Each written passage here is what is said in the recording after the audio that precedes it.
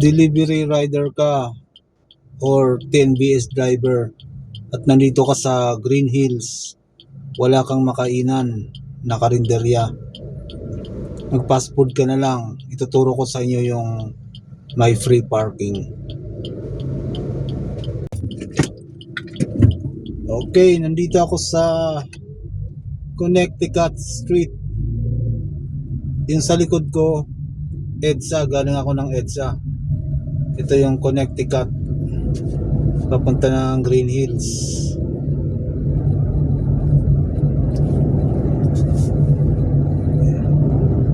Yung may gasoline station doon sa kanto ng EDSA.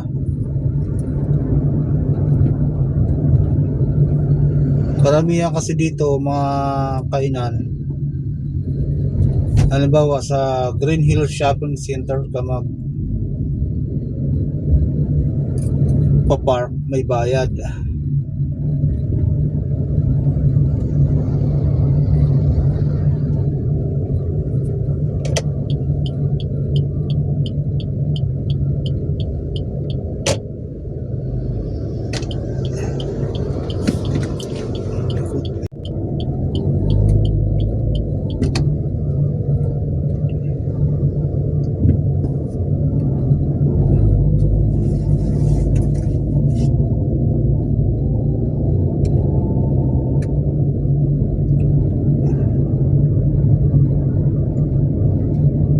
Karamihan dito sa mga kainan, punuan yung parking. So pag maghanap ka ng parking, magbabayad ka naman. Lalo pag sa mall ka magpa-park. Dito tayo kakanan tayo dito sa Missouri. Yung padiretso na yon, yung Green Hills. Actually, pwede rin dito dumaan eh.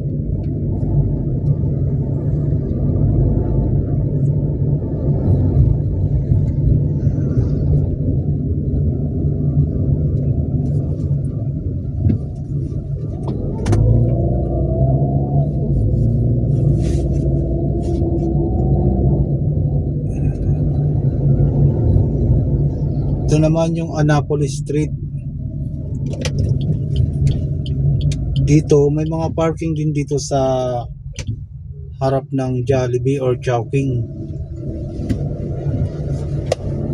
pero madalas puno. Ito yung palabas ng EDSA, Annapolis Street to. Dito tayo sa basement parking. Pagkakain ka sa Jollibee or Chowking, libre lang ang parking dito. Kakain lang po. Isang oras lang pero balik. Okay, sige.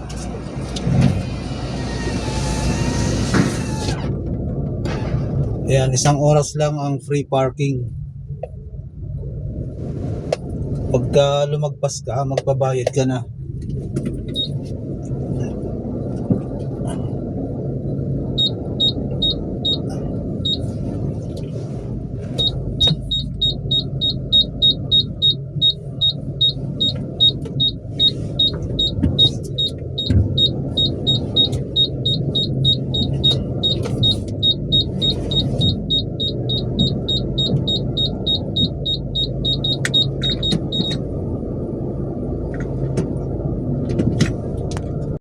Mali pala.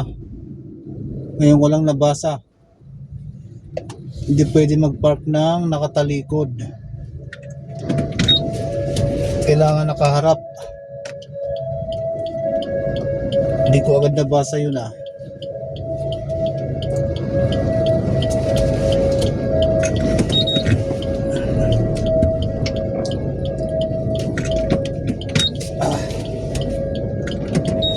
Pwede naman siguro pa atras, pero syempre maganda pa rin yung sumusunod tayo. Park facing forward. Okay. Tapos ito lang ibibigay nila. May free parking ka na 1 hour. Sa'yo na kung saan kakakain, kung Jollibee or Chowking. Kahit alin sa dalawa, okay lang. Tapos ito yung daan. Chowking. Siyempre, Chowking tayo. Ayun lang sa kabila yung Jollibee. So, ayan, taas na to. Jollibee, magkatabi na yun. A few moments later.